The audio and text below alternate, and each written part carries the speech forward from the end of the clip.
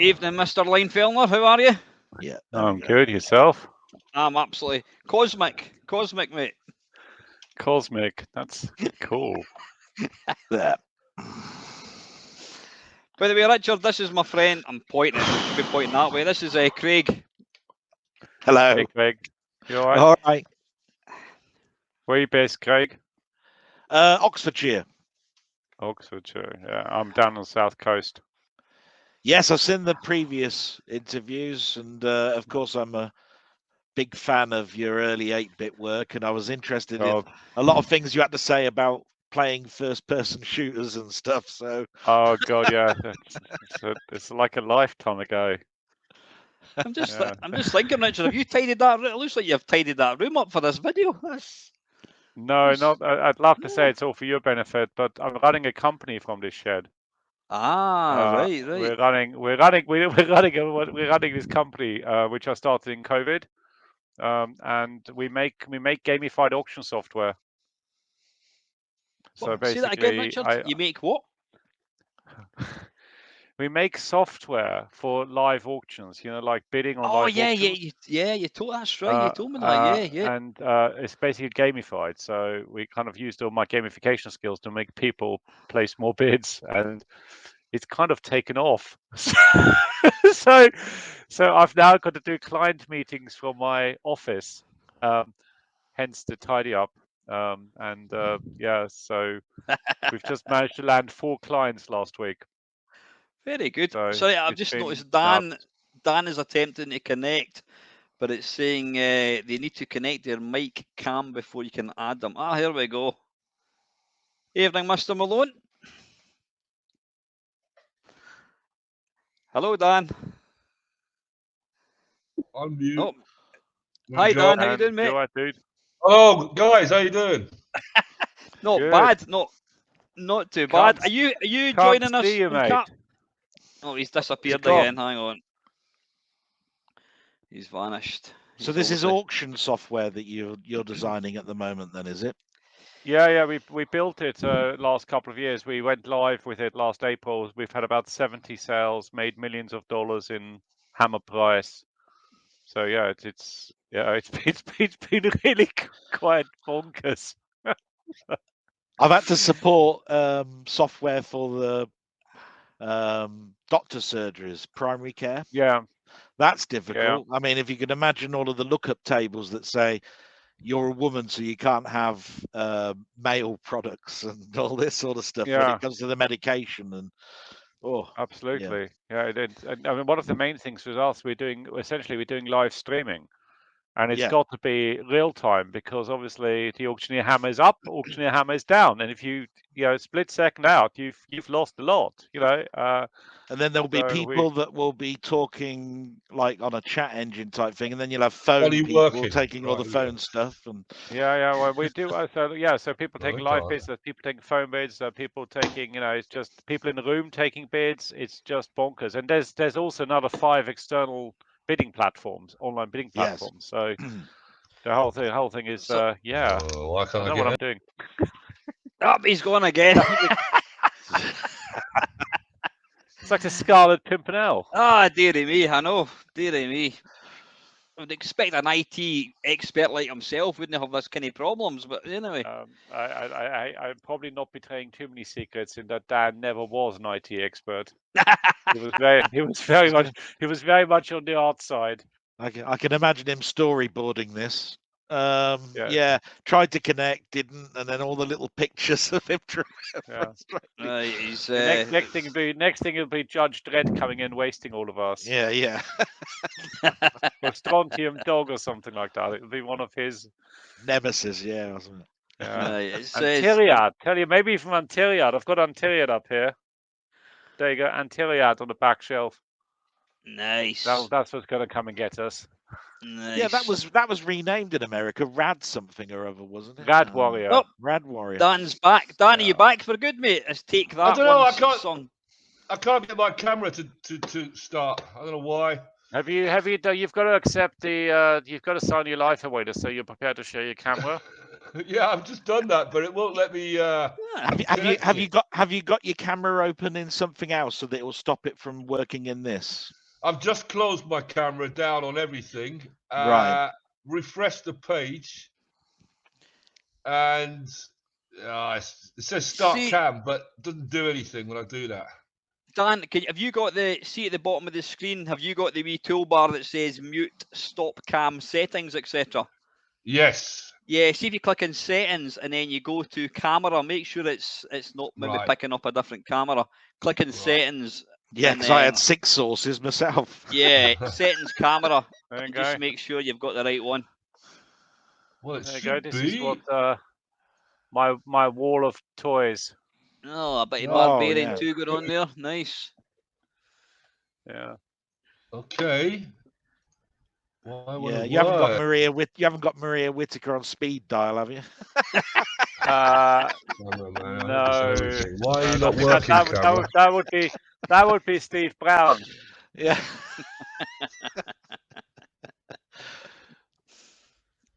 Are you getting any luck, Dan? Oh, he's going again. I remember all the convoluted mess around, but that poster and the amount of it was really great. You know, we had so much publicity because of the poster. It was just nuts. Yeah. And then Boots made to take us out. They made us take it out. So we were if you bought the game in Boots, there was no poster. Yeah, because if I remember rightly, I got that on the Amiga, and it was a clam-shaped type case. It was one of the hard plastic ones at the time, wasn't it? Yeah. And the poster was folded up inside it. Yeah. Yeah, it's quite interesting. Yeah, it's taught me a lot about marketing, actually. Yeah. Pretty cool. Do you think we're going to get Dan, or do you think we're going to? It's just not. It's not letting me in. Oh, listen, mate. The alternative is, Dan, have you got a smartphone? Because you could use that. You could try that. Oh, he's going again. Yeah, you could try a smartphone because you can use it in that. That might be easier.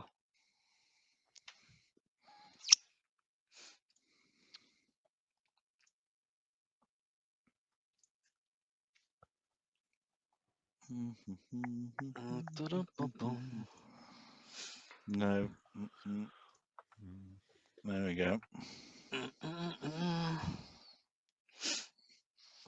Yeah, I've started to use a little app called Droid Cam where you can connect your webcam to OBS, which is a program that you can use for recording and streaming. And you can connect it up by USB, or you can connect it up to your Wi-Fi as long as it's on the same network as what everything's on.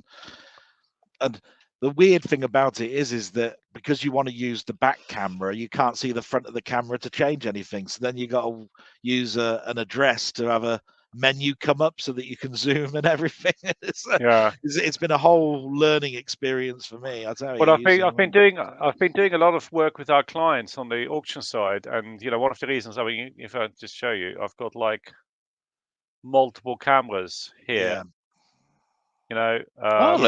Just trying out different cameras, right? I'm there.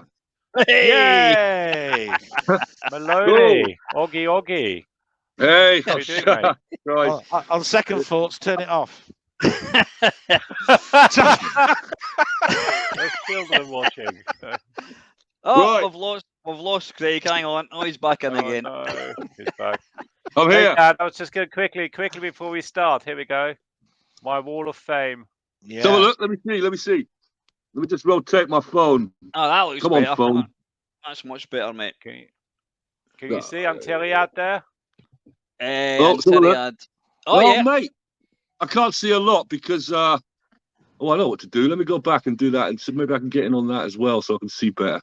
Dan actually looks like an extra out of the Blair Witch Project. Yeah, it's winter. My winter look. You should have seen my beard. You should have seen my beard about like 4 days ago. It was proper backcountry beard. The interesting one for me there is Populous, because Dan worked on Zed, and they're both sort of like tile based. SCOD or SIM or RTS type things. So yeah, that was. You didn't work. Those are two individual projects where you didn't work together on those. So that was. No, at that point I was working. At that point I was at Bullfrog. So we did Populous 3 for Bullfrog, and Populous 3 wasn't tile based. It was actually the full sort of 3D engine. That was the world one, wasn't it? Where you span the world round. Yeah, that's it. Yeah. But listen, guys, I'll do a quick introduction. Yep. Dan, to the bottom left is my mate Craig. Craig is an English person. I've known Craig for probably 2-3 years, I think, mate. Yep. Hello, Craig. Hello, Dan. Hello, mate. How you doing? All the better for seeing you. Well, I'm on my phone now and I can't see very well, so I've got it on my main monitor and on my phone as well. So we're just gonna swap. You can catch it on Sky Plus later on anyway. You can watch it. All right. So. Cool. Listen, gents. The adult channel. Thank you very, very much. You behave yourself. Thanks very much for joining me again tonight. Obviously, Richard, I wouldn't say that you're a regular on my channel, but he's actually come into my house for Christmas dinner. You know what I mean? What? Have you? No. No. Cool. But I might as well. Dan, I was privileged to have a chat with you down at Blackpool. Yeah, man. When was it? Was it October? I can't remember. Yeah, it was October, I think. Yeah, October, aye. That was good. Great weekend. that was good. I enjoyed that. Yeah, they've asked me if I want to do the talks next this year as well, so we'll see how it goes. Hard push to get better guests, and it was a good lineup last year. I think it went. Apart from the, were you? Oh no, it was the other. It was one of the other talks I was doing where the rain started coming in. Yeah, that's right. Yeah, no, we were there. I was there, man. It was well noisy as well. Water coming right down into the middle of the crowd. It couldn't have been much more like big hole in the middle just opens up. Listen, I'm just going to start off, guys. Would you mind just telling the viewers just a wee bit about your history with regards kind of programming, etc.? I'll let you start off, Richard. If you just give a brief flavour of what you're about before you go into what you're doing just now. Yeah, sure. So I'm Richard Leinfellner. I've known Dan for a really long time. Yeah, man. Down to dinosaurs left the Earth. Yeah. And the first person I walked into. We worked at a company called Palace Software together, and Dan was one of our first, very in the first group of employees we hired, really. So my background is I sort of worked in a shop selling video games, and suddenly said to my boss, Pete Stone, "Hey, Pete, we sell a lot of video games. Shall we make them?" And he goes, "Well, do you know how?" And I thought, well, no, but I can find out. So I bought myself a 652 programming book and taught myself how to program. And then we released our first game. And Dan joined very soon after the first game, really, because the first game Dan wasn't on was Evil Dead. And then Dan joined very soon after that, really. Yeah. So he was like on the second, third game. Did you, Dan, did you work on, was it not just a Spectrum you worked on? Did you work in the 64 as well? Yeah, I worked on all three. But the first stuff I did was Cauldron 1, which was obviously Steve and Richard were working on. And I did some conversion work for the Amstrad, I think. Cauldron 1. Yeah. That was it. And then I went and started because we did the Amstrad version after we did all the other versions, right? Yeah. So yeah. What would you say is the best version? Commodore 64. I think you got the right answer there, mate. Yeah. C64. Yeah, it's purely down to the hardware. The hardware on the 64 is like, I sound like I'm gushing about it, but the hardware was so ahead of its time. It really was. I mean, they had all these chips, all the hardware processing chips. They were just fantastic. It's the only platform you could smooth scroll on. All the other platforms, you had to do that jerky scroller. You couldn't do a full screen scroll. You could do maybe a third of the screen. But yeah, it's a beautiful platform, beautiful chips. Apologies if am I not right in thinking that the Evil Dead didn't have very good scrolling? Was that not kind of push scrolling or something? I can't remember. I did mention I was teaching myself to program, didn't I? I did mention that fact. I was getting better with every game, Yeah. The rows of Perrier bottles got longer. Yeah, it was my yeah, no, definitely didn't have it did have a sort of more of a push scroll. The scroll was actually not character based, it was actually smooth, but it wasn't like smooth as silk as it was in Cauldron. Yeah. You know, I had to learn a lot about the physics. Like when you're doing a scroll, you know, one of the tricks is you can't just turn it on and off. If you turn it on and off, it just goes whoom, whoom. It looks, even if it's very smooth, it looks jerky. To do a scroll properly, you have to take account of inertia. So you have to slowly build up to the speed. So you know, it's a lot of that was just understanding the physics of how it should actually work. You know, and I think, you know, talking to Steve, you know, at the time, talking to Steve Brown, who really understood. You know, he introduced me to things like simple harmonic motion, about the way things bounce, you know, and the way things move. And you know, that was just a revelation. And of course, Steve was just explaining how it should look, and I went back to the physics and said, well, that's actually just an acceleration formula, and that made all the difference. I was only going to say that the closest hardware around at the time was the machine that was sort of like leaving the industry back then, and that's the Atari. And that the Atari 800 came out 4 years earlier than the Commodore 64. And I suppose the hardest thing then is that you couldn't get into the cartridge industry to do the 7800 or the 5200, I suppose, you know. Yeah, the costs were prohibitive, right? Making cartridges was really expensive. And the other thing is that machine never really took off in Europe. No, you know, it was, we used to sell it, but it was just prohibitively expensive to buy. So it was actually, I suppose, more popular in the US than it was in the UK. And so you know, the other thing to realize actually is that the same team that built the 64. Yeah. It's actually exactly it's the same people who designed the chip. Really? Yes. If you look at the history of Commodore, basically, I think, I don't know exact history, but it's to do with they were going to make another Atari machine, and they kind of fell out with the engineering team, and the engineering team basically joined Commodore and basically built Commodore. But that's what chipset. That's what there's actually quite similar architecture, like same CPU and everything else, and you know, the Jay, like people like Jay, you know, Jay Minter, is it Jay Miner, Jay Miner, who designed a lot of the hardware, right? Yeah. He designed the same hardware for the Atari.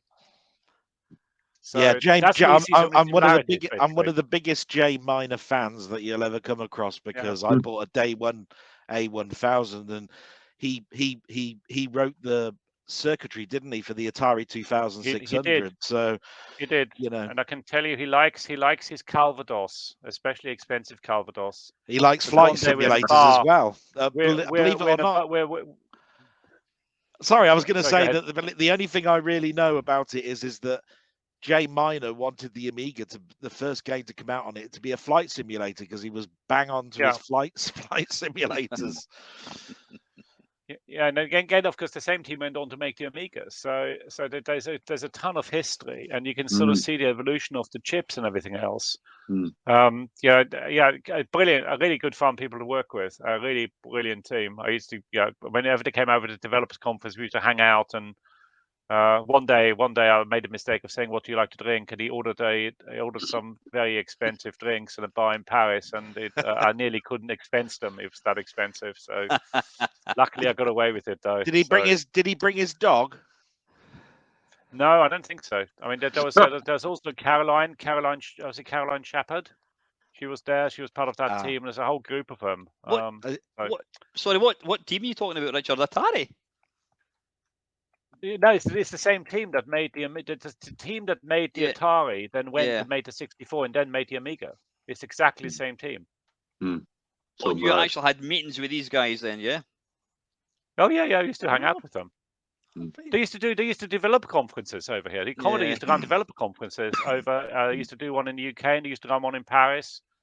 So yeah, we just used to hang out with them. Yeah, cool.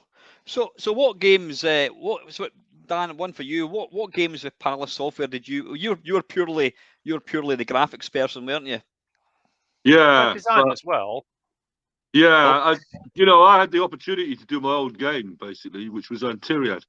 So that was a conceptual design, all graphics, working with Stan Skembry on that, and already having done a bit of work on Cauldron 2. And yeah, so pixels were like big deal. They were like really weird and hard to work with. So the first real stuff was coming up with Antiriad. It was great because just let me get on with it. It's like, come on, come up with an idea. So cool. How really did you come cool. up? Yeah. How did you come up with the name? Is the Sacred Sacred Armor of... Yeah. Based on a book or something, is it? Or? No, it's just something I made up. It's I like the idea of like primitive society combined with high-tech sci-fi. I quite like the two. I like the two contrasts. So Antiriad is actually anti-rad, anti-radiation suit. So anti-rad, because there was a little mark in the old holy blueprints, which were the manuscripts that the elders had, which were basically design blueprints for the anti-rad combat suit, anti-radiation combat suit. It's a big mark there, so it looks like Antiriad, and that's why it's called Antiriad. Oh, I think that was one of the few games that I actually completed. It was. Is it? Yeah, well, it was. I don't complete many games, as Craig will verify, but that was one that I stuck with. So I mean, it was. I think it's fair to say that the Palace software games, they were, they were quite early games, but they were just a total different level from a lot of probably most of the software that was out there. I mean, I've said that to Richard. I mean, Cauldron now, apart from it being bastard hard, which Richard's explained the reason for, it's probably one of it's one of the best looking and sounding games. I mean, if it had just been made a bit easier, it would have been probably one of the perfect games. And Antiriad made too easy. Antiriad was made too easy in reaction to the fact that Cauldron 2 was so difficult. And actually, in the end, Antiriad was too easy. You could finish it too quickly. What was it? The team, we could finish the whole game in like 3 1 minutes minute and 30 seconds or something. Something like that, yeah. We had competitions in the studio to finish the whole game in like, and we were timing each other on stopwatches, and we got it down to, like as Stan said, 3 minutes to finish the entire game. Really? But that was our anti-Cauldron game. Yeah, exactly. It was the opposite of Cauldron. It was like, this is what happens when you make a game too difficult. The following game is too easy. Yeah, I mean, I'm not a programmer at all, but I can imagine getting that sweet spot for difficulty must be really difficult, because if you're programming a game and you're playing it day in, day out, you're going to get good at it, I would imagine, so it must be difficult getting just that. That's the fun part. You get good at it, and also out the game. It's the fun part, when you make it. This is the game. Play through it, put a little bit here, take a little bit out there, so it's interesting, page turning, so to speak.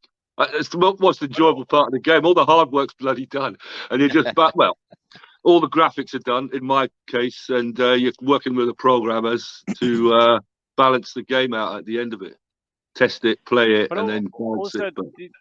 The big thing is that you generally never play the whole game.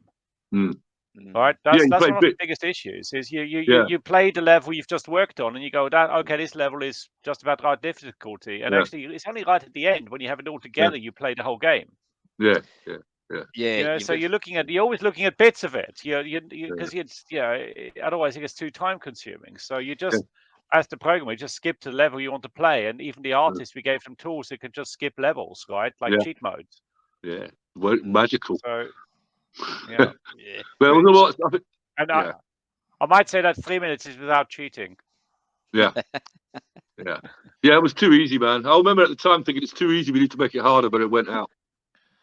It shipped.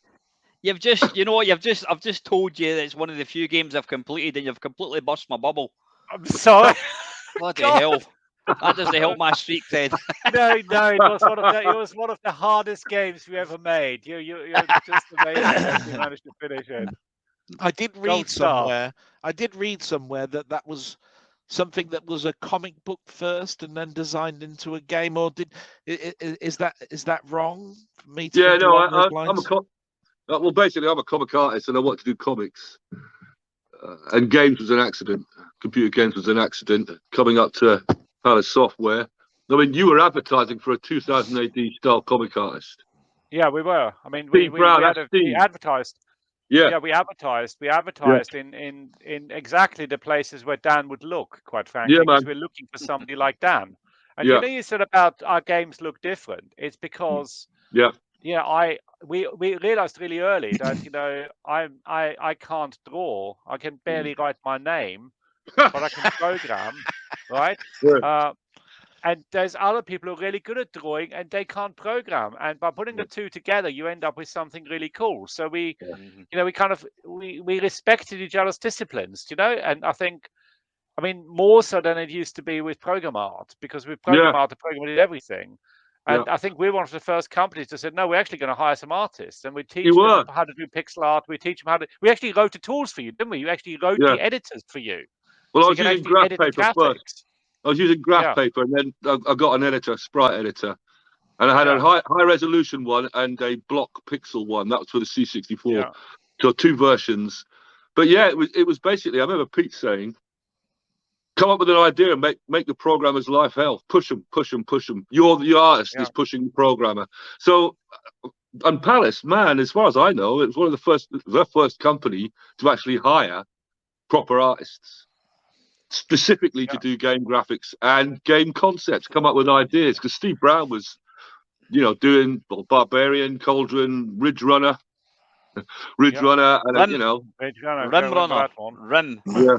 Ridge Runner. You're thinking the Ridge Racer. Rim Runner. It's called. Ridge Racer. You're on a. It looks like one of the. It looks like one of the things that is Star Wars and the ice snow scene. Yeah. Cool, man. Yeah. So I can't remember. Steve used to watch a lot of movies. I was going to say I can't remember when the game came out, but it didn't come out with a comic, did it? Is there an actual 16-page comic? I think it's somewhere. It's like the comic. The comic's in the box. The comic came in the game. That's what I was saying. I couldn't quite remember whether it was in the box or not. Little comic. Marvel Comics did that. British Marvel Comics put that together. Fucking bam! That was so cool. There's no longer a Marvel office in London, but there used to be, and they did all the kind of. Did the typography? That would have been Des Skin then, wasn't it? Possibly Des Skin. Yeah. Possibly him. Yeah, I can't remember, but I know Des Skin from other walks. But he was running the Marvel. I think he was running Marvel in London. Most of the 80s, I think, was Des Skin, and because I think you've even got the Pet Shop Boys was actually one of them. David was actually working for Marvel at one point. Wow, I know that. Wow, cool. Yeah, very cool. So Dan, you obviously wanted. Did you go to art college? Yeah. And you wanted to get into designing comic books. Did you not feel that writing games for like 8-bit machines restricted your artistic kind of ability? What you wanted to do because very much. I want to do big, detailed, adult comics. Proper. Like 2000 AD. I want to do that kind of stuff. And, really elaborate, detailed pen and ink work. So I'm doing like 21 by 21 fat pixels on a C64. You got 4 colors, one's transparent. I'm like, yeah. It was really challenging. No, we gave you 7 colors. We weren't. Yeah, the whole thing, but 7 colors, not just 4. No, but per sprite. Sorry. Per sprite, it's 4. It's 4 per sprite. We were gonna. You weren't pushing the boundaries. You could have gone all the way to 7, mate. No, we couldn't. No, it was 4. It was always 4. No. Yeah. That's what I remember. No, yeah. Come on, programmer. It was. I think it was 7. Yeah. But I know it's 4, man. One thing about Dan is, he was one of the fastest artists I've ever worked with. I mean, we'd be sitting in the office and he'd regularly just like you turn around, he sketched you. There was loads of sketches of me, of Stan, of Steve, because when Dan's fingers were idle, he was sketching all the time. He was always sketching, right? So and incredible speed, and the detail, it was jaw dropping. One of the fastest people I've ever worked with. Wow, cool, man. Yeah. Thank you. No, seriously, it's like you go to some of these really top sushi restaurants and you see the chef cutting, and you think hands can't move that fast, like the Matrix. That's Dan when he sketches. Right? Thanks, mate. And the secret arm of Interiad, Dan, that kind of took up the kind of the sort of the graphic look up a stage again. It was quite arty looking, wasn't it? Yeah. It's very much, we ran out of available memory for the sprites, for the enemy sprites. So they were really basic, because like Tal was 2 sprites joined together. And I don't know if that had been done much. I suppose it had been done, but just joining those 2 together to make him this more detailed character. So we put all our budget into Tal, the main guy. And the enemies were a little bit basic, a little bit basic. We remember that. Yeah, we had to do that sprite multiplexer, which is a similar sort of tool, a similar technique we used for Barbarian, where we, where you basically set an interrupt and you swap the sprite pointers out as the flyback happens. As the raster goes down, you change the pointers, and that means you can make really big sprites, relatively easily. And the code was very timing dependent, so you have to be really careful that nothing happened, because otherwise the sprites would glitch. I see some of the I mean, I don't know if you guys are aware of, like, there's still all these hardcore kind of gaming programmers putting out brand new software for the Spectrum, Commodore 64, and they're just jaw dropping. You think there's you would have to kind of pinch yourself, think, is that actually getting done on a C64? And from what I gather, they've actually come up with techniques now where they can have 2 colors changing so fast that it, like green and green and blue, does that make purple? Whatever it is, they change between so fast that it gives the impression that you've got another colour. Wow. We should Dan, we should remake it. I'll give you an extra colour now if you want. Yeah. You can have 5 I'd love colours. to do something like that. And can I ask, if you're ever making a remake of Cauldron, for God's sake, please don't make the when you fire it takes energy off you. I mean, I've played that game so many times, and I can literally play a game in about 30 seconds, and it's like dead. I'm sorry. Yeah, no, there's a few mistakes, a few mistakes on the on the difficulty level, shall we say?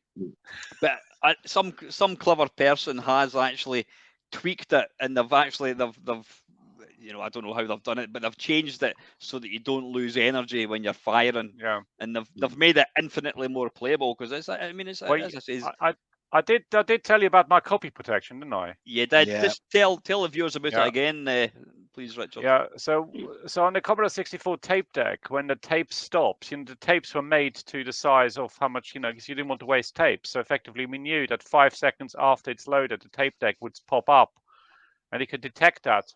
With the Commodore tape deck, it would actually tell you if the tape has stopped playing. So I wrote some code into it, and and obviously people were just copying from tape to tape to make pirate copies. So what I did is I timed it. So after 5 seconds, it checks if the tape has stopped, and if it hasn't stopped, the game becomes unbearably difficult. Right? So if you found the game difficult, maybe you copied it. No. I actually had a conversation about this with someone, but I haven't checked into this. But Cauldron, therefore, didn't appear in a compilation tape. Then, is that correct? When it does, we took it out. That's what I was gonna say, because I thought, no, if because you put it in a compilation, how's that gonna work? When it went to compilation, because they had to get our permission to compilations, right? So we'd license it. But so for the compilations, we would take that out. But for the standalone version, it was in there. No, you're right. But when you do a compilation, they come to you and they have to pay you money, basically, and we'd give them a master tape, which doesn't have that copy protection on it. Yeah. See, when you think about it, that's almost like the perfect anti-piracy measure. Why was that never picked up? You could have made millions, Richard, selling that to other people. But it's you can't sell stuff that's obvious. Do you know what? It's not like no. If you do anything, you have to get a patent, and you wouldn't get a patent if that was so obvious. You know, and it's got to be something. So, for example, if you're doing a speed loader and you're using a specific way of doing the speed loader, a specific compression for the speed loader, you can copyright that. You can patent it. But something as easy as just waiting for it to pop up, no, it's very hard to do. So, at what point did you guys decide, right, we've rinsed the 8-bit market dry, now we need to start releasing games for the 16-bit? When did you decide to release that? Was it Barbarian? I think, was that the first 16-bit Palace Software game? I think it was. Yeah. I worked on Barbarian, did background on Atari ST background. Remember that was after. Didn't we do? I thought we did Amiga Shoot 'em Up Construction Kit. I did that as a contractor for Bitmaps. So I think that came first. And I'd already left Palace by then. And I worked directly with, I think I worked with the Bitmaps because I think Palace licensed it off to Bitmaps. And then I did the conversion. So I think my first game was actually Shoot 'em Up Construction Kit Amiga. And then we did, I think then I helped with Barbarian. So yeah, so I'm not exact, but those were really close together. But when we did those, I think I'd already left Palace. I didn't actually do any 16-bit games when I was at Palace. They're all 8-bit. Yeah, I did Super Thief 16-bit Atari ST, Commodore 64 and Atari ST, and that was it. We didn't go Amiga that far. It was still Atari ST first. Amiga was kind of coming along a bit later. Well, the same way that we had that sort of the Spectrum and Commodore 65 divide. You can't like both. You either like a Spectrum or you'd like the 64. The same really happened with ST and Amiga. There were two camps. There was the Spectrum camp. There was the 64, the Amiga camp, and there was the Atari ST camp, and they hated each other, right? So we all, of course, know the Amiga was far better than the ST. Not that I'm biased or anything. No, it was. But saying that it's a much more powerful machine, great hardware. Again, it's a joy to program.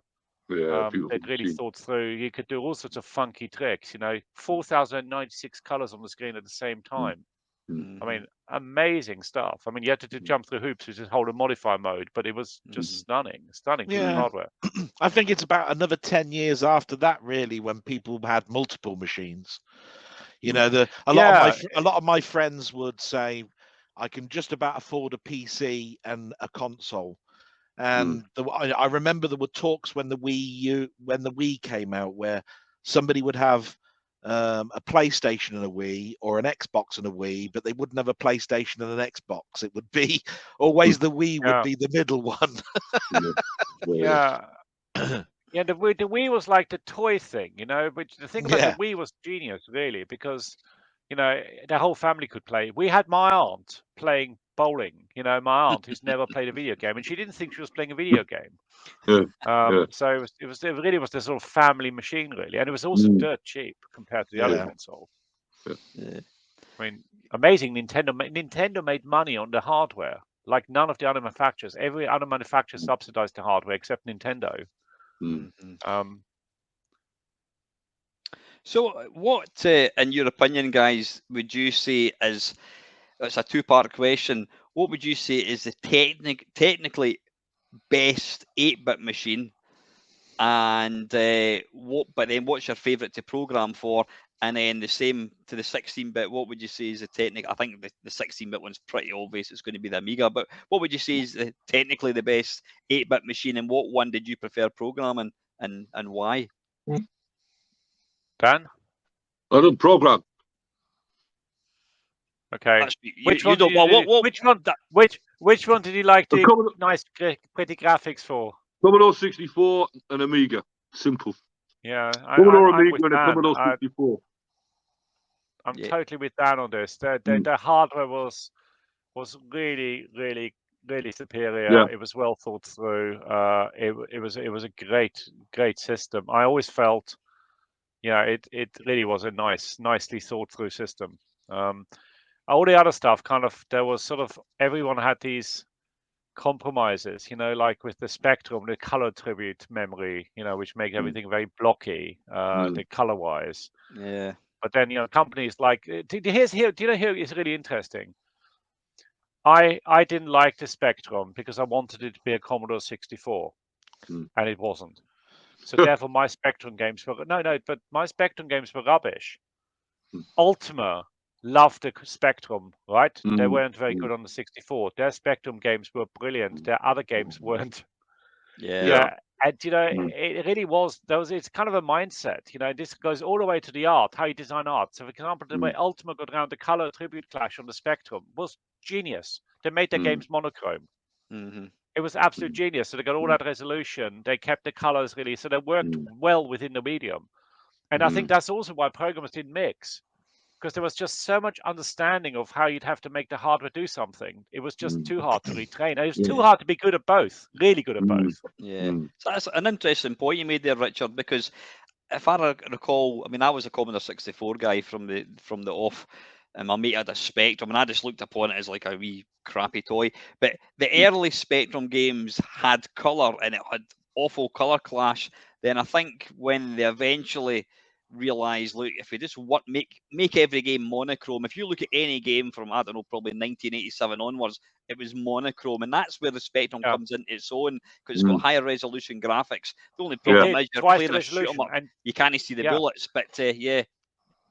So there's exactly the thing. The Spectrum was 320, 200, right? And the Commodore 64, because the way it used the color attribute, the way the colors attributes are stored in the actual sprite, not sprites, but the characters, you only had half the resolution. So if you went into high res mode, which gave you all the colors, you basically only had 160 pixels across. So again, I go back to the artists and programmers who knew the Spectrum just got so good at it. They lived within the limitations and did stuff that worked really well.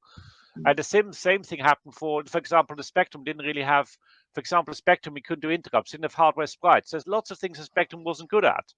But there's loads of things he was good at. So you did get those really crisp outlines, and things looked higher res on the Spectrum. The screenshots on the Spectrum always looked better, right? So I think it really divided up the programming community, not just because we had loyalties. It's just they're different skill sets. I was always a pretend. Although I programmed the Spectrum, I was always a pretend Spectrum programmer. I wasn't anywhere near as good as real Spectrum programmers. Sort of as a gamer back in the day for me, and you had different people and friends that had different machines. To me, the Commodore 64 was more like me going down to the arcade and playing an arcade game. And the reason for that, and I could never really explain it back as a child, when I was saying this, and I was saying that's a sprite, and I can see it's a sprite, and it moves like a sprite. And you look at a Spectrum and you go, that does not feel the same. It moves differently. You can see it's not a sprite. It doesn't move the same way. And yet they both had their excellences, but it's just, I could tell straight away that is a machine that doesn't have sprites. That's a machine that does have sprites. And it's weird then, because when you get to MSX, which if you have a look at any Spectrum conversion, sometimes they use sprites and sometimes they don't, and you can easily see the ones that they've converted and put sprites in. It's weird. Well, one of the things with the sprite is, if you have a sprite, it's like a cellophane overlay. It actually doesn't know about the background at all. It's drawn by a separate piece of hardware, so it's just like an overlay, right? If you don't have sprites, you basically need to store what's there before.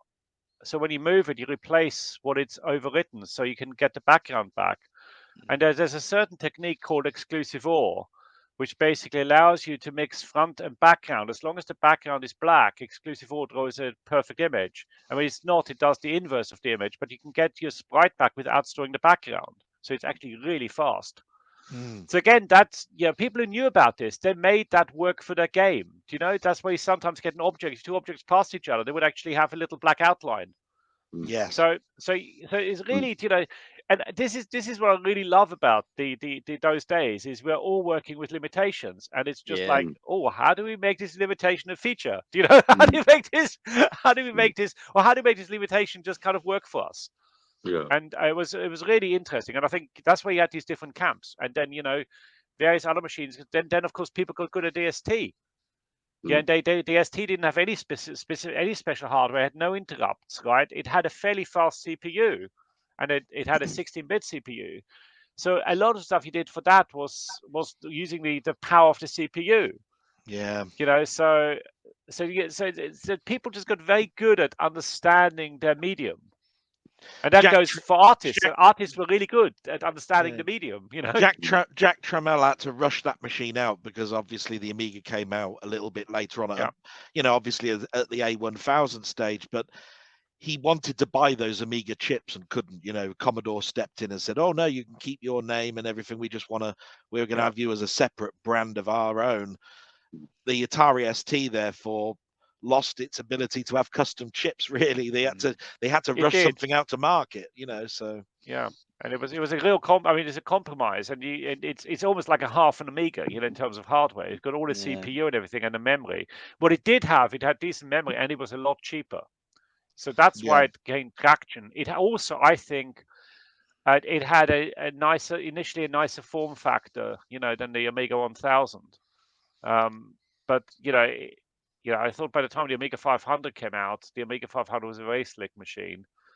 Also, you had more usable memory because the Amiga had a proper operating system, a proper multitasking, preemptive multitasking operating system, right? Which, to be honest, unless you've ever used a mainframe, you would never have seen this. It was so much more sophisticated than a PC. And so all of this stuff took a lot of memory. So actually, the base memory, the usable memory on an Amiga was a lot less than ST. On ST, you could literally use all the 512 meg. Well, you couldn't really do that on Amiga unless you kicked the operating system out. And if you kicked the operating system out, you had to write your own things to read the disk and everything else. So there were. I was going to say, what I was going to say was, I remember seeing the Commodore at the show when it was officially launched. But I remember there was a launch. They tried to launch it before then. There was an actual TV show talking about this expo, and they had the guy out the back writing Workbench, and they were saying the reason we can't show you it is because we're still writing Workbench like this. Yeah, and I remember all of that. Yeah, there's an interesting documentary. I can't remember what it's called, and it's basically how the Amiga came together. And just what Craig was saying, there was literally about 20 of them in a room cobbling this thing together the day before the show, and it had all these different boards all sticking out and joined together and wires, and it was literally just all flung together at the very last minute, and it just worked. Yeah, incredible. Which is amazing because it's actually a very complex piece of hardware.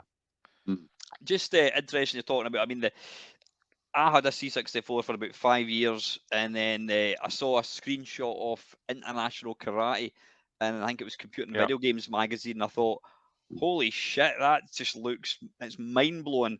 And I saved up. I didn't save up. I sold my Commodore 64, and I took out hire purchase to buy my Atari ST, and I got it home, and I switched it on. I thought, wow, look at that. And then the music started, and my heart sunk. Because going from a SID chip to the Atari ST chip, to me, was a massive, massive backward step. And that's why the minute the Amiga came down in price, I traded it. And I only had my Atari ST for probably not even a year, because the sound, in my opinion, at that point was crap. When you listen to what Martin Galway... Oh, Dan's disappeared. I think we've lost Dan. When you listen, when you look at or listen to what Rob Hubbard and co were doing with the SID chip, the ST was a backward step. Well, I mean, the SID chip really was. I mean, it was the basis of a synthesizer, really. Yeah. It had attack and decay, for example. You could have attack, sustain, decay for notes, which was just way ahead of its time. This was all done in hardware. Everything was done in hardware. So you had hardware would play the notes and then sustain them, and you can. So really, it was a very sophisticated piece of sound hardware, and it had a very good sound. You know, had a really nice, rich sound. Everything on the Spectrum sounded a bit tinny. Not Spectrum, the ST sounded a bit tinny. Yeah. That was obviously what did the Atari ST have the same sound chip as like the Amstrad? It's quite possible. I mean, the Amstrad YM, also it had a very basic YM sound chip in it. Yeah. Yeah. It had a YM Sorry, Dan, chip. you're very, back. very. You're back again, mate. Are you just going to join in audio if that helps? Oh, I think he's away making a cup of tea for everybody. Oh. Hello. I do like reminiscing about my A1000 days, though. I mean, Defender of the Crown just blew my mind. But I went over to see. I went over to talk to. Was it Bob Jacob? Bob Jacob, who was the head of the company, and he took us out. He took us out for breakfast, and we had a really nice chat with them. And it came on something like 18 discs, didn't it? It was just nuts. It was absolutely nuts. The story of Cinemaware always intrigues me because I remember the poor, the person you just talked about just then. I think he was working on 3 games that he had to get out in literally 6 months, and he was sort of like just a sort of person like you that would be coordinating it all, and SDI just fell to bits. And I think it was Defender of the Crown, and what was the other one? Cost of goods, the cost of goods was through the roof. Yeah. You know, each one of these discs, they had to be replicated. You know, it literally, nobody had actually thought about the physical replication costs of putting whatever God knows how many discs into a box, you know? Yeah. So, and then you think about, you don't sell everything, you get the returns back, you can't reuse the discs, you know? So you know, it's one of those really brilliant, ambitious projects, but it commercially was a disaster, I think, quite honestly.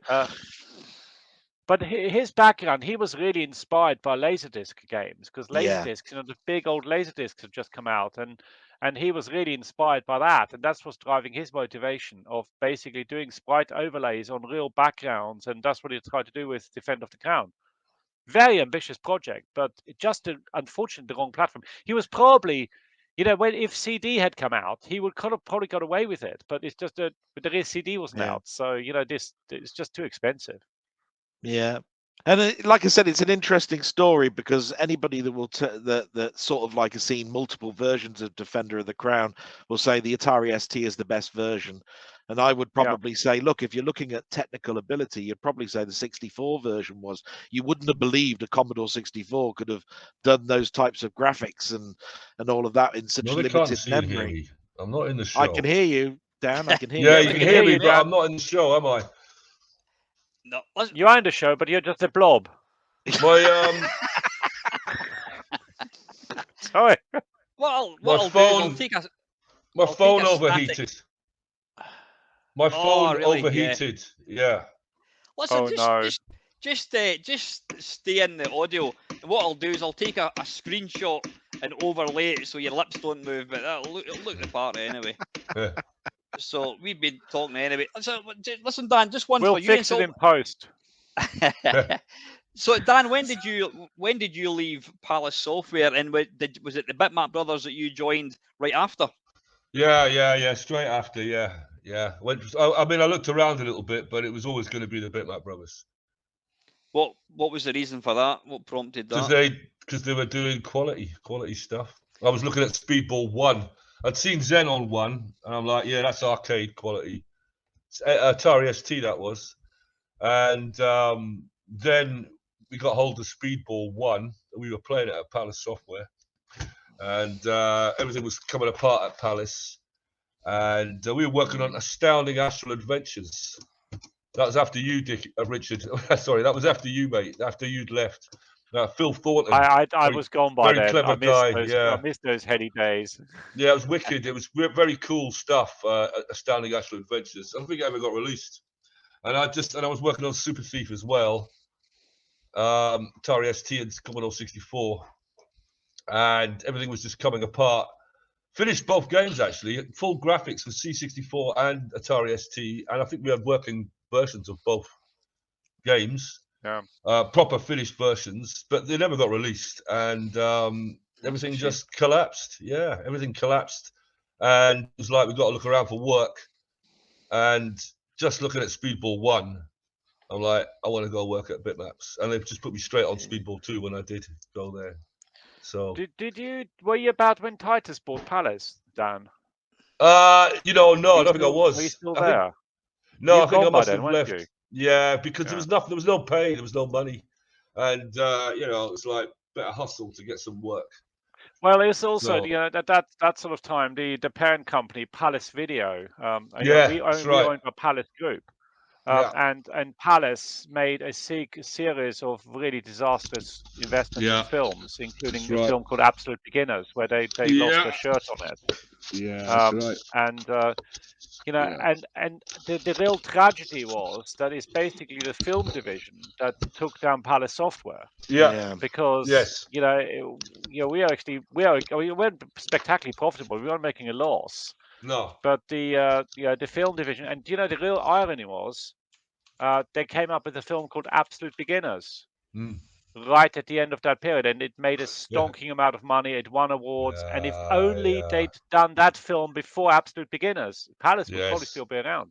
Tom Cruise, isn't it? It was David Bowie who said that. Timing. Oh, that's it. Absolute Beginners, David Bowie. Absolute Beginners was Bowie, right? Yeah, it's Bowie. But then the next one, and then they did Mona Lisa, and that did really, really well, right? That's Mona Lisa with Bob Hoskins just went through the roof, but it was too late to save the company. It was too late to save the parent company, unfortunately. And Palace kind of suffered because of that, really. They did split it off, but it was just the hemorrhage. Like there was, as Dan said, I left in the times when it was still, they were still paying their bills and everything else, but it got pretty dire towards the end. The last few invoices, I really had to chase them. Yeah. It's really funny because you phone them up saying, I'm really sorry, but we can't find a pen to sign the check. I can send you a pen if we can't afford the pen. I'll send you a whole box of Bics, So how many guys actually worked in Palace when they were at the top of their game? Was it quite a small team of people? It got big, man. It got Was it? It got to like there was about 5 or 6 games in production, and we had. I had a team. I was doing Super League with Sean Griffiths, who did Magic Pockets for Bitmap Brothers, and that was our own little project. Then Joe Walker joined, and he started. Dolphin. Yeah, but Dolphin indeed. And then Joe Walker joined and got bloody lucky and started straight on. Oh, it's gone. Oh. Yeah. No, sorry.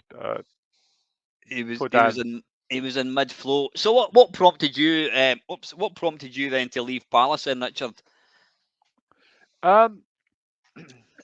Okay, here's the oddest thing in that I was actually quite happy at Palace, but I saw our future was console. And both, and I thought Steve Brown and me, we thought console Nintendo was really coming. We thought Nintendo would be it, right? And like just the NES, right?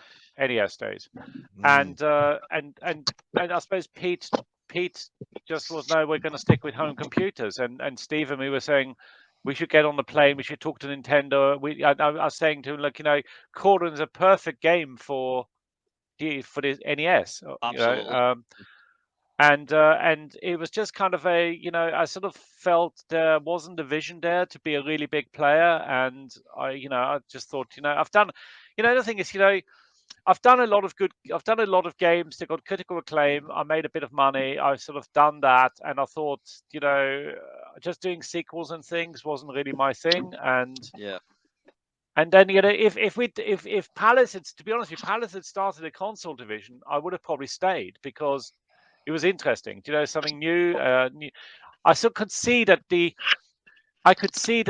market would go ballistic with console because not everyone knows how to load a tape, how to connect a computer up, and consoles was just like plug in and play. Yeah. So that was it. It was very amicable. And I still did freelance work for them. In fact, I did Shoot 'em Up Construction Kid freelance. I think did Amiga Barbarian for them freelance.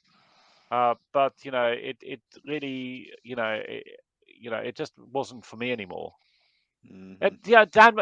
I think Dan sort of alluded to this. There was a chemistry. Do you know? There was this chemistry when we worked together. I don't know. I certainly felt this. We literally used to go to the pub a lot, didn't we, Dan? We did go to the pub quite frequently. Yeah, man. Right. For design sessions. It was all design. It was all designing, so design, a bit of beer lubricating, a bit of EKU lubricating the sensors, right?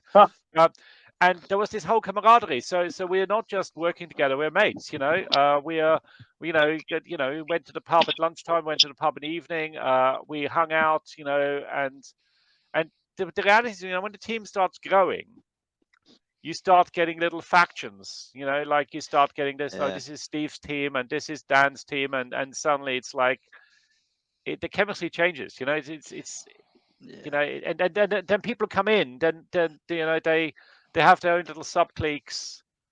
Do you know what I mean? And I think there was also quite a bit of resentment. I think I mentioned this earlier, because the only two people who got royalties out of the Games Palace made were me and Steve. I've got a bit of royalties. The other team didn't. So you got royalties. You're good at Valkyria, right? But it wasn't as good as Barbarian 2. I mentioned Joe Walker. He came in and he walked straight into Barbarian 2 and got a tasty royalty cut. He bought his bloody house with it, for crying out loud. Yeah, that's good. I never got that much money, so Joe did better than me. But, Joe did very fucking well. At that point, you started seeing these discrepancies, where some people did well and other people, Now, to be honest, everyone worked equally hard. Everyone worked just as hard as everybody else. And then some people got lucky, some people got unlucky, and I think the other thing is, I've got a lot of time for the bitmaps. I can absolutely see why these guys went to bitmaps, because they still have that small company feel to them. Yeah, listen, that small company feel. Palace had the potential to be as big or as memorable, and they probably are to some extent as memorable as the Bitmap brothers are. The Bitmap brothers are the kind of go-to. Everybody talks about the Bitmap brothers, but Palace were way ahead of the game. Palace were fucking. Sorry, I'll stop swearing. Palace were really cool, and they had such potential to go on and do great stuff. It was such a good, just like you say, Richard. It was such a good team. Yeah. And the kind of mantra was, the Palace way was creativity. And we've got a sperm foot in British comic art, as the Bitmaps did have at some extent. Slightly different. I always look at it as being slightly different, because me personally, I always wanted to be a comic artist. I didn't have ambitions to be a games artist when I was a kid. I was doing games. I was doing Dungeons and Dragons and making stuff like that. Yeah. Lots of I'm steeped in the D&D world, which I guess is very similar to games, because you've got the kind of adventure games where they're really deep. I think you were mentioning something earlier. That's all that kind of tip. But comics, it was always comics, and we were hungry to kind of get that comic vibe into the computer games. I think Palace closing down is a real big shame. It's a massive shame that it didn't survive. Really is. Yeah, I think then you have people like Gary Carr, Gary Carr, and these people. Everybody went off to do brilliant games with other people. Yeah, Gary did very well. Kind of their time to move on, and and ironically, I ended up working with Gary Carr again when I joined EA. So it's just he couldn't leave me behind even. Well, no, you just couldn't stay away from each other, could you? So Dan, after Palace, why didn't you go into comics full time? No money in it. And, no money in it, and also the 2000 AD wouldn't have me. They weren't interested in me. But even though they'd ran an interview with me on Speedball 2 and said, why did we never work together? I'm like, because you had an art director who was a little bit of a DICK, basically, and he really was. He's a guy called Robin Smith, and he kind of ruled. He wasn't a very talented artist, and the editor Steve McManus really liked my work, so the actual main editor of 2000 AD. But this guy was, I don't know. Anyway, it never happened. I just went to Bitmaps, which was great. The last one, just on drawing a little bit. Your memories of Oliver Frey. I take it you have some. I mean, have you got anything that you'd like to say? Some anecdote that you haven't mentioned before about Oliver Frey? Apart from rest in power, Oliver Frey. I just remember we never hung out. I just remember his covers constantly, consistently churning out high quality covers. And his work was really, I mean, it made me read Zap, and it made me read Crash, and it made me read all these magazines. His work was all the way through that. He's a massively talented and legendary figure, I must say. Same as Bob Wakelin. Bob did all the Wakelin, cover for Ocean and Imagine, and it's absolutely stunning. Beautiful. Yeah. Beautiful artist, beautiful work. Listen, Dan, I've got a question from one of the viewers. The gentleman character in the Chaos Engine always struck me as a sort cross between the Stanley Baker, who played Lieutenant Shard in Zulu, and Harry H. Corbett when he played the character of Sidney Bung in Carry On Screaming. Was this by design or did it just happen? Well, it's the first I've heard of that, so I guess it just happened. Yeah, he was like just the ultimate kind of lethal dandy, lethal, but a real kind of dandy who like mixes in the high society circles, but he's a lethal killer. Obviously, the character Thug was based on yourself. No, it's actually, but no, I tell you, the Thug. Or me. I'm too skinny for the Thug. He's a big lad. That was Mike, wasn't it? That was Mike, wasn't Thug? Yeah, Mike? I wasn't going to say that. Sorry. Well, you can beep all over that. Beep over the whole thing. You won't appreciate that. Sorry. You won't. No, I didn't say that. Edit. Actually, no, I won't say any more because I'll get in trouble. There's a few influences in there. You need to do the secret tapes of Dan Malone. The what? The secret world of Dan Malone. The secret. Dan spills all the secrets. Mate, I've got some secrets in here, I tell you. Never come out. Dale, you've got a couple other questions you've written down there, I think. You can... Oh, well, yeah, but I think I'll stop with talking about comics because I think you can see my hero up there. Who's that? What is that? I can't quite see it. That's Spidey, right? Oh yeah. That's. But it's is not that my Jim Lee? That's not my favourite artist, Todd McFarlane. My one is my one's a more older version. Mine's John Romita Sr. But let's have a look. Absolutely, John Romita or Mita, however you pronounce it, is a brilliant, influential artist. Wicked artist. One of the questions I was going to ask. He do Spider-Man better than Steve Ditko. Oh, Steve Ditko's an absolute bloody legend. Oh, yeah. John Buscema, he made Spider-Man. A brilliant, wicked art. In fact, his highlight was the Sinister Six, a big battle with the Sinister Six. And they had big full-page spreads. Beautiful art. Yeah. But then John Romita came along and took it to another level. Superb artist. I love his work. He's my favourite Spider-Man artist. And John Romita Sr. also gets a bad rep because he became art director and he kept correcting other artists' work because it wasn't done in the Marvel way. Oh, right. But we'll move away from that because I know that Alan likes computers and all of that sort of stuff. So I will ask a question in regards to possibly an early piece of work that you did, which was a little bit later, Constructor, where you were on the graphics for that. That used some FMV and used sort of like isometric views and stuff.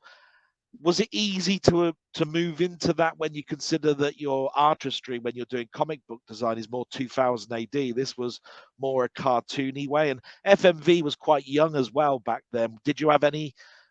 Did you have to do any of the storyboards for that? And no, I worked on Constructor much later. That was after Sony PlayStation 1. I went to System 3. Yeah. Worked on Constructor. I worked on, actually, I didn't even work on Constructor then. I was doing an original game called Hordes, which was like a Command and Conquer thing, like a Z thing, like that kind of thing, but medieval, kind of like based on Dark Lords. And that was, again, Phil Thornton, who designed Astounding Astro Adventures. That was his game. And I went to System 3 and just took over running that game. And they spent over $3 million on that game, and it never got released. So GT Interactive, but Constructor, I worked on the new Constructor versions. So I did lots of character designs. Isometric's one of my favorite viewpoints. Like, rather than a flat 2D, you're tilting, and everything has the same distance. There is no perspective. I love that. You talked about Ultima earlier, Richard. You mentioned Ultima. Yeah. Yeah, beautiful. That was all beautiful isometric. So I did Cadaver for Bitmap Brothers, and that was isometric, and that was actually very difficult because each block was actually pseudo 3D. So you literally built them up. There was no block. There was no. When I did Harry Potter a few years later, I was still using that old technique, which was you actually made a full brick and then you put another brick on top of it. So arch pieces kind of. It was a weird way of doing it. I mean, it was a very realistic way of doing it, but very hard to work out. And consequently, games are just literally flat with the diamond, and they just join them like that, tile them. So when I did Harry Potter, I was kind of, oops, I'm doing the old method here. So so just a little example. I love isometric. I love it. It's my favorite viewpoint. There's not that many games that actually have isometric graphics, eh? I mean, well, the C64 famously could never actually do it. However, some clever bod has I don't know if you've seen it, somebody's ported Night Lore to this Commodore 64 and it plays just as well as the Spectrum. So, so there you go. There you go. Question for both you guys. Obviously, you were talking about in the early days, it was very much a kind of team effort and you bounced ideas off each other in the pub and what have you. When you fast forward sort of 30 years, I would imagine the industry is completely different. How much has it changed, and what do you prefer? What do you prefer? Well, I don't know. I'll just quickly answer if you want. More money goes in. There's more chiefs involved. The last time I really felt it was at Sony when PlayStation 1 blew up. When I was doing Porsche Box the Challenge, I was creative director, and I was also doing an original game called Dare, which never got released, much to many people's dismay. It's good. It was like 2 years before Tony Hawk, so it was basically a skate, snow, surf hybrid game set on a future asteroid. It was all about daring, gangs daring each other.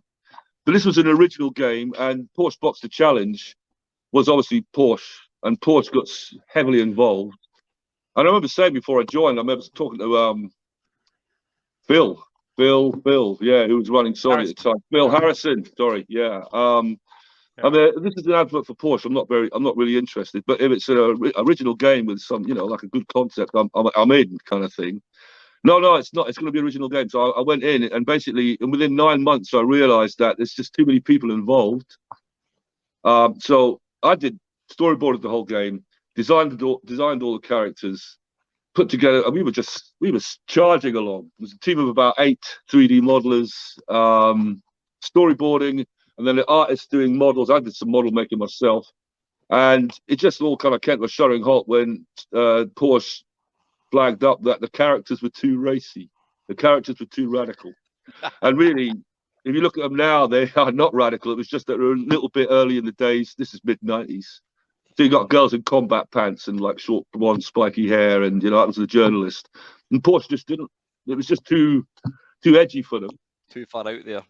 Yeah. And so basically, what you got there is you've got so many people involved, and that's just one section of them. You also had other people involved interfering, and you just can't maintain your integrity. You can't maintain the original idea. It's like it gets watered down. It gets chopped up into little pieces. It's like, do you want to design a horse or do you want to design a camel? Pretty much. And a lot of games nowadays, I mean, crikey, I wonder how they managed to get that good, original, clear, pure idea through to the end of the actual development time, because so many people want to put their oar in, and especially marketing. Marketing are a nightmare to work with, because we want to sell this because this is selling, so let's make that sell. I'm like, well, this is an original idea, so maybe people want to see something new. We're not trying to keep up with the Joneses. We're trying to do something radical and new, and it's harder than ever to get that kind of thing through.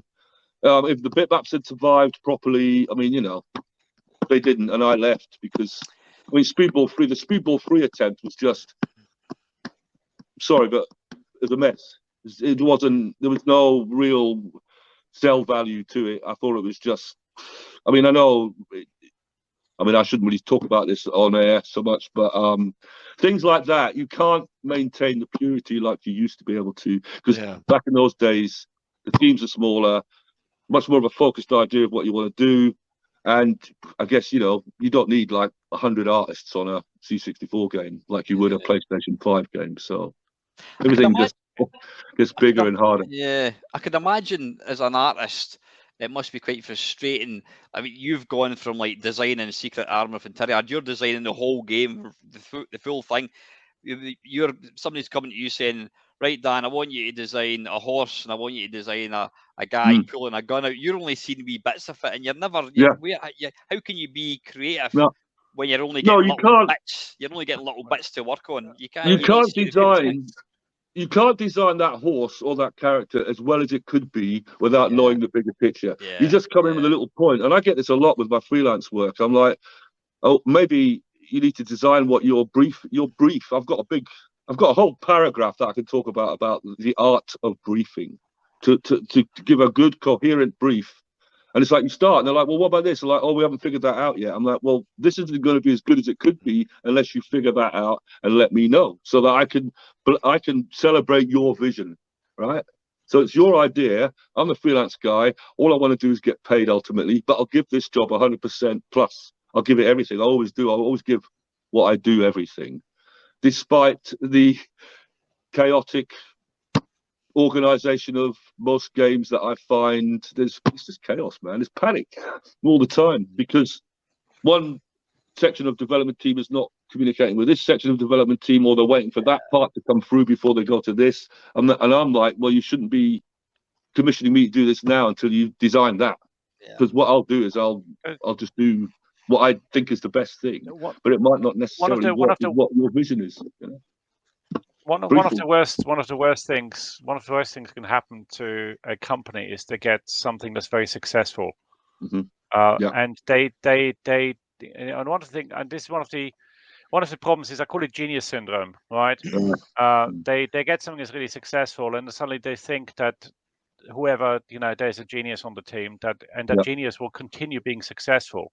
And the reality is actually most real success is a combination of things. It's good design, good gameplay, is real hunger for doing something. And it's a huge amount of luck. There is just so much luck in the difference between successful and not being successful. What they then do is they get something that's successful, and then they get the fear of failure. So then they go, oh, we are going to make something new. We want something original. And the first thing marketing, go back to Dan's point, marketing will ask you, oh, we love original. Original's brilliant. What's it like? Well, it's original. Well, yeah, but it must be like something. Yeah. Because we don't want it to be too different to the previous game, because the last game was successful. Yeah. Okay, so then you sit them down and you go, okay, so tell me why it was successful.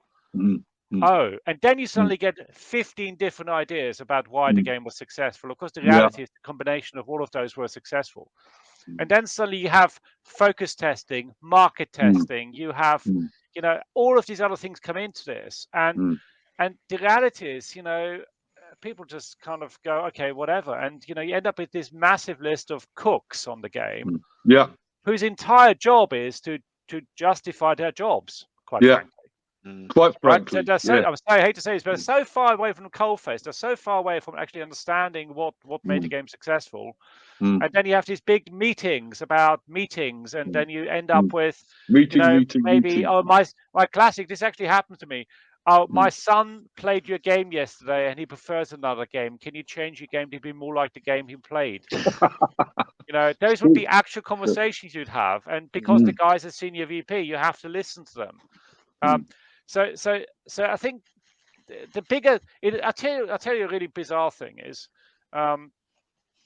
when you have a small team, you keep yourself honest a lot of the time. You keep yourself honest because everyone calls bullshit, right? And there's no, and everyone calls bullshit an equal amount of time, and people realize they're not having a go. They just want to do the best possible thing.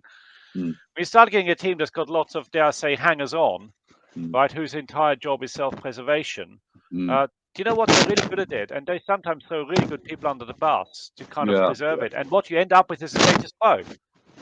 You get into the, why do we want to do something original and new? In Dan's case, why did we take a gamble on an original game set on a planet that could, that's got cool skateboarding mechanics, when we can put a Porsche on the box and the Porsche is pre-sold because everyone likes Porsche. Yeah. And it was NBA in that time. And I hate to say this, but that's it. It's ultimately comes down to people are risk averse, and actually the more successful you've been, the harder it becomes to take the next risk. Yeah. Which is actually why large companies stop innovating. Yeah. This is why that's why EA stopped making original games, Activision stopped making. They now all they do is buy other companies that make original games and then make them like themselves, so they stop making original games. That's right. Sorry. Exactly the way it is, but I'm afraid. The only way to do an original game and maintain its integrity is to do it yourself, or to do it as much as you can, so that you've got enough of it done so that it's not going to get changed. Like I did a game called Burnt Out Cop, which is worth talking about. PlayStation 2, all original stuff. And we spent about 10 months on that, and the thing got canned because HotGen had the license that we sold it to them in order to get paid, and they liquidated. So the whole game got lost in the liquidation. But that was a radical game. It was a team. There's 5 of us basically, 2 artists, 2 programmers, kind of managing programmer, and a sound guy who was my studio partner. And this was a really pure original game. And basically, when we realized HotGen were kind of like unsteady, we took it around loads of companies. We shot it to Rockstar Games, basically, before GTA 3 came out, or GTA 2, I can't remember. And at first they said, we don't think this is a Rockstar game. And by the end of our extended meeting, they wanted to sign that, but they couldn't because it was locked up in HotGen. So that was an example of a really lovely idea and a hard-working, like Richard says, there's nowhere to hide. You work your nuts off, or you go home. And you got a team of 5. And once HotGen, we had Xbox and we had PlayStation 2 development going. By the time the game got canned, by the time the company liquidated, we had we had weapon work, we had hot guns, we had all sorts. It was wicked. We had a really good soundtrack. With some mad ideas, like level 5 was in a nightclub, and it was just going to be the greatest level of any computer game up to that point. We were really we were so into it, and it's a tragic. To this day, I still haven't got over the loss of Burnt Out Cop. It was really we could buy it back now because Fish now runs HotGen, I think, and he said he'd sell it back to us for £1. Sell us the license back for £1. I think you have the same happens with music. Yeah. Right. It's the troubled third album. Right. When everyone suddenly is so rich they can take separate lyrics to the gig. Yeah. And I think the same happens. The games get so big. Ultimately, the camaraderie goes away. Somebody thinks somebody's making more money than the other people, and most importantly, you lose the hunger. You lose that hunger, and suddenly you think to yourself, do you know what?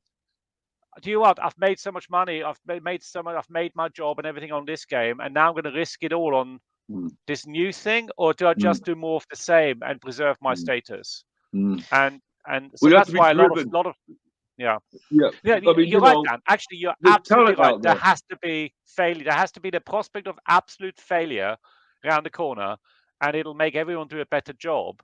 Well, if they're worried about, what type of latte they're having at lunchtime, they shouldn't be in the games business. On Burnt Out Cop, we were so confident. We knew it was good. And when we were showing it around, we talked. We went through 2 producers. Buy it back, Dan. Spend that quid. Spend the quid. Buy it back. No, because the rest of the team, they're all over the place. Nobody's interested in doing it anymore. I'm not going back to that. Forget it. One's living in Cambodia. Crowdfunding. You've got an audience. The other guy's in LA. Crowdfunded. Seriously, Burnt Out. We did talk about that at length. We did talk about crowdfunding, but they're not interested. They were one of the best teams I've ever worked with. A la Palace Software. It was not Palace Software, obviously. They're called Infinite Lives. I don't know if you heard of them. Did a thing called Bloodlust with System 3 way back. 2D beat 'em up. Anyway, very, very good little setup. And, I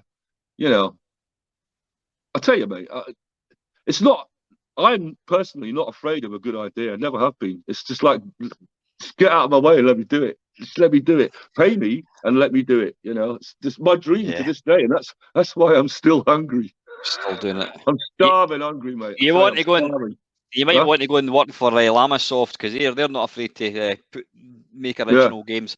I mean, you just have to look at any modern game now, and the list of credits goes on and on and on Oh, and yeah. on and on and I on. know. And there's two problems that I can see.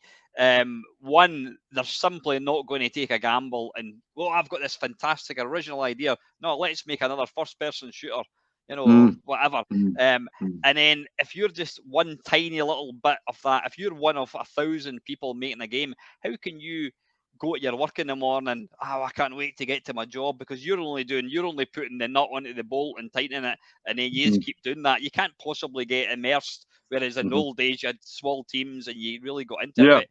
Do you Well, think that gets down to how well a team is run. You know, basically, who's inspiring them? You know, who's keeping them together? You know, I was going to work at EA Montreal. There was a remake of Ultima. We mentioned that earlier. The French guy called Stefan, and can't remember his full name. They've been working on it for about 7 months and had a team of about 15 people. And they wanted me to come over and art direct it, you know, and get involved. And I went all the way over to Montreal. And as I arrived, 5 minutes before the meeting, we found out the game had been cancelled, just like that, slam, you know. And the thing is, I went downstairs and hung out with them all day, basically, and there was a lot of hanging heads and upset people.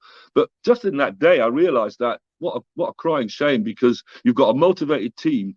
You've just got to keep each individual element on board, you know. They're all important, and that's simple motivation. I don't think it's rocket science. I think there's a lot of development teams are badly run, man. You walk in there, look, they were doing a racing game at EA Montreal, and the guy that showed me around, you know, the people sitting there working, they barely tolerated him. And I ended up not particularly liking the guy. I thought, well, I'm never going to speak to this guy again in my life. You're a little bit of an idiot because your team just doesn't. You're not communicating with your team. Yeah. You get that a lot with big teams because, as Richard said again, there's a lot of people hanging on to their jobs in big company setups, and you've got to work with all of that. That's why I'm freelance. That's why I'm free. If I can't design my own game, I maintain freelance status because I don't want to get involved in that. Honestly, egos banging and clashing and battles going on behind you. You just want to get on with the thing, you know. So that's like any big company. In large companies, the budget goes to the people who promote themselves the best.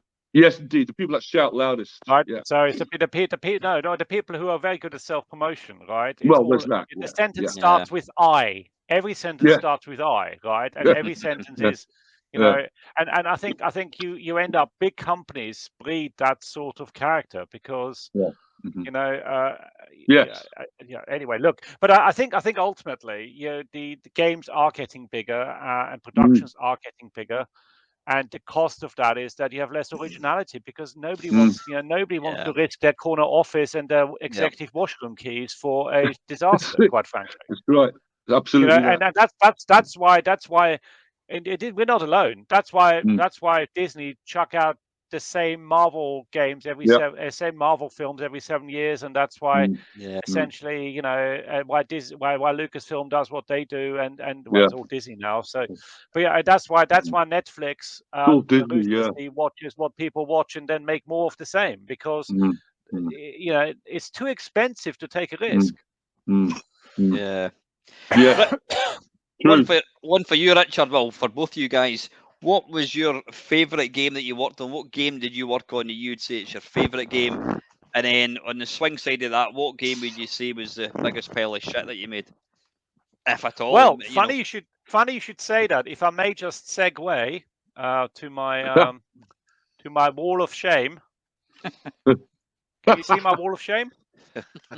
Yes. Yes. Is that the wall of shame? Right. Both games are on here. There's Dan's game.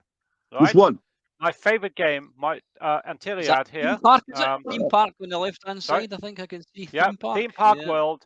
So Theme Park World was by far one of my favorite games. Cool. It's the game that nobody at EA wanted to make, nobody at Bullfrog wanted to make, and the only way I got to make it is by hiring my old team back from Mindscape, the entire team. Right? I basically went to E3 and I got the team back to make Dark Omen, finish Dark Omen, and then I got to make Theme Park with that team because nobody else at Bullfrog wanted to make it, and the game did very, very well, and it pioneered loads of new techniques. So I absolutely loved it. The team fired on all cylinders. We had some of the best people working on this. And it also got me a patent. So it got Jeff Gaiman and me and Carl Fitzhugh a patent. So we have a patent. And also very close to that game is my least favorite game called Catwoman, right? Which you can see on my wall of shame. Which was made because somebody was promised a date with Halle Berry if they signed a license. And after a few years of bouncing around, the EA, I ended up with it, and I had to give up my original game I was working on to make Catwoman because my colleague and I discussed it, and he was working on Harry Potter, and I was doing an original. And I had to throw the original under the bus to kind of take some work off him, which is only fair because he was finishing Harry Potter, which was a cash cow. Yeah. So my least favorite game is Catwoman, and on my wall of shame, they're very close together because with every success comes a failure.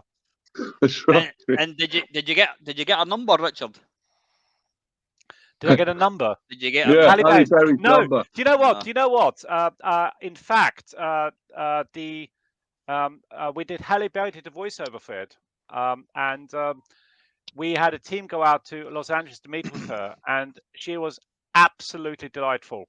No, she was one of the most delightful people we've ever worked with. Wow.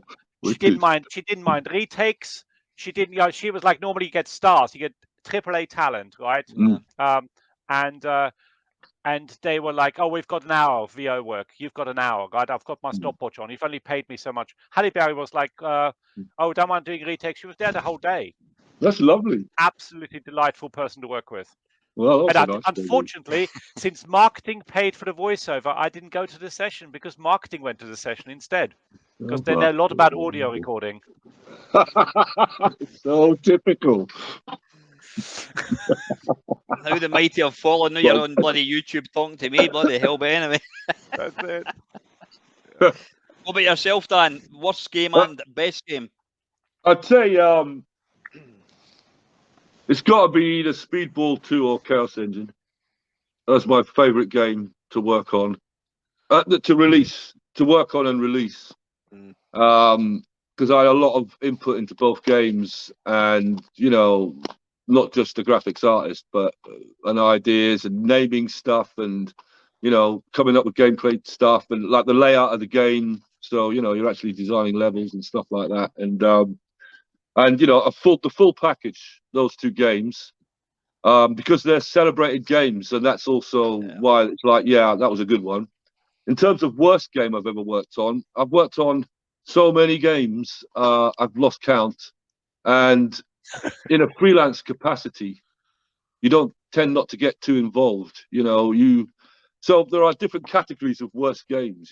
There's games that I've put a lot of time into, but I've been paid for, and as a freelancer, ultimately that's all you really need to do to take home at the end of the day. It's all very well artistic satisfaction. Well, which basically comes down to somebody saying that's a nice job, that's staying in the game. You give, like I say, you give everything, every single aspect of my work. I always give 100%. I mean, I might spend longer on it and only charge for the few days. So there's a lot of disappointments. But in terms of worst games, it's almost irrelevant. I just do the work, and I do get excited about any project I work on. But then the kind of punch in the face comes when you can't take it to the level it should be because you're compromised by either the nature of the brief or the budget in place for the game. So you just hop around. I mean, I've worked on 4 games in the last 6 months, for instance, and neither of them is going anywhere. It's all gone quiet, I'm like, well, at least I got paid for my time. It's short time on this game. I mean, I'm doing a lot of work for Raspberry Pi at the moment, doing a whole series of games for them. Cool. For their Called the Classics Volume 1 and 2. Volume 1's already out there. Did that. That's for the arcade machine? No, for Raspberry Pi arcade machine. No, just basically coding how to code classic games on the Raspberry Pi. What games? So, what games is it, Dan? Called the Classics Volume 1. Just Google that and you'll find it. All right, that's the first one. We did Centipede. We did Sensible Soccer. We did Pong.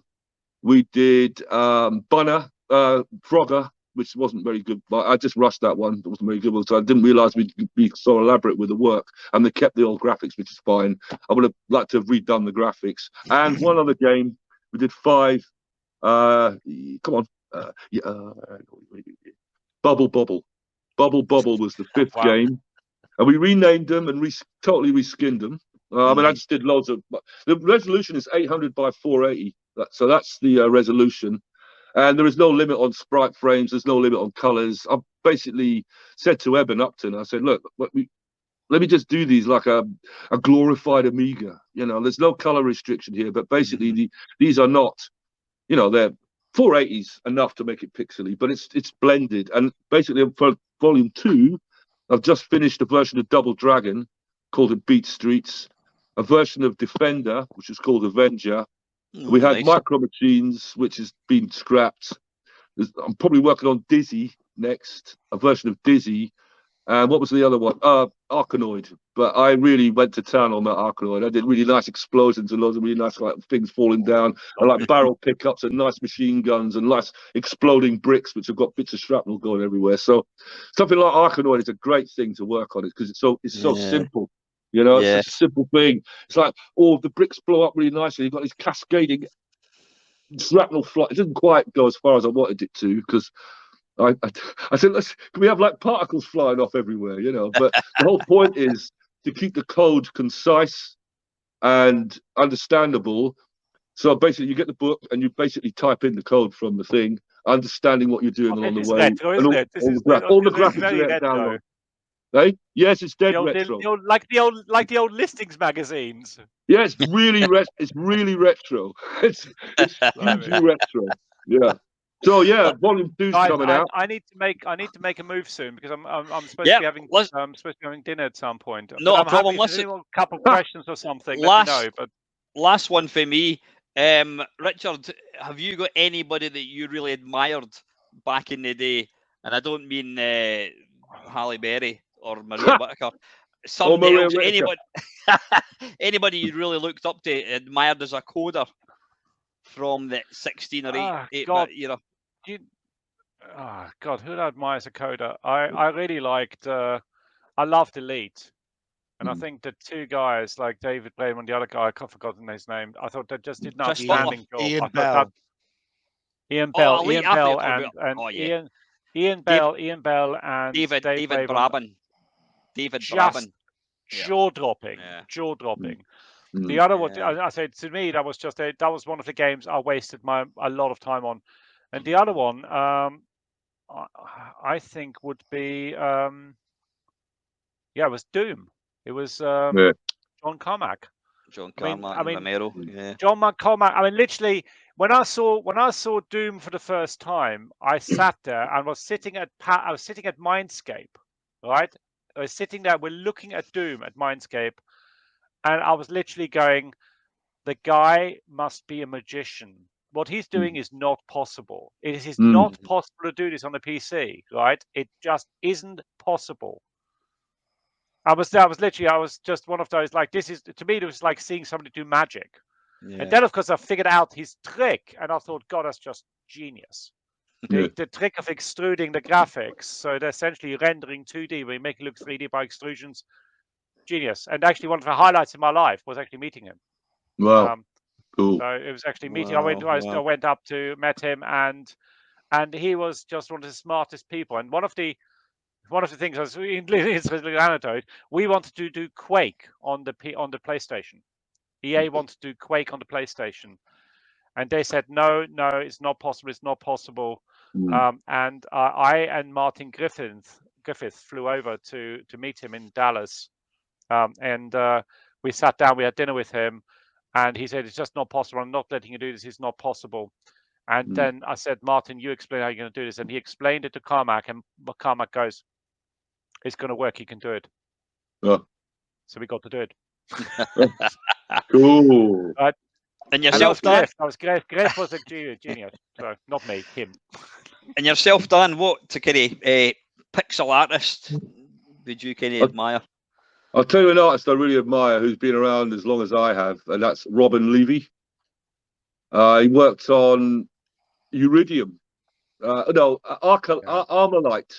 So that's I first saw his work on Armalite, which was Iridium Part 2, I think, sequel to Iridium. kind of R-type type game, but yeah, a stunning looking game. Yeah. Yeah. He's a brilliant artist. He's tortured artist. I mean, I know the guy, obviously. Yeah, he's a top. You know, he's one of those guys that's kind of struggling to make. You know, when you're freelancing, you're kind of out in the cold a bit. You know, and you have to kind of like hustle for your work. And everything he does is top quality. He's an artist that I'm always happy to mention. If somebody says to me, "Who's your favorite pixel artist?" That's Robin Levy. There you go. Awesome. He's worked on loads of stuff, loads and loads of stuff. Listen, I can hear a rumbling, and I think it's Richard's tummy, so I better let him get away for his dinner. So listen, it's been bloody awesome having you guys on. Obviously, Richard, you're welcome anytime, as yourself, Dan. I'll hopefully catch you up at a live event at some point. Are any of you guys going to play Blackpool in October at all? By any chance? If I get invited, I'll go up. Yeah. Well, listen, if I see you down there, Dan, we'll have another chat over a pint, mate. Yes, bruv. It would be good. Dan, we need to grab that beer at some point. Rich, let's meet for a drink. I was just going to say the same thing. You read my mind. I said we should go for a beer sometime. Yeah. But we were speaking about a year ago, then we just stopped speaking. So I always wondered how you were doing. Yeah. Well, look, I tell you what. Why don't we grab this? I'm in London every week, so let's grab a beer. Okay, let's do that. I'm in East London, right? Hackney. Yeah. I'm in Hackney. Cool. Look, Richard, I'll give you an email. All right. There you go, Main Meister channel, bringing people together. Hey. Nice I'll to meet you. tell you what, Dan, you know what you should do? I teach at Goldsmith. You should come and do a talk about game art at Goldsmith. Do you teach at Goldsmith? Yeah. Do you? Do you want to come and do it? Yes. Yeah. You come and do a talk for me. Yeah, all right. Let's talk about that. Let's talk about I've got you on record saying that, Dan. I've got you on record saying that. Listen, mate, I need hold this against you, mate. I need the money, bruv. Give me some work. Oh, we don't pay you. We don't pay you. I need some work, bruv. I mean, I've got bits on, but you know how it is. Scrabbling around, you know. Hey, Del Boy 3K1. Sorry. I'll ping you about that, right? I'm still here. Yes. I'm still here. Yes, it's nice to kind of meet you. Yeah. And chat, guys. Anyway, awesome, guys. You take care, and I'll catch you soon. Thanks for joining me, guys. Boys. And thanks for watching. See you later. Cheers, guys. Bye-bye.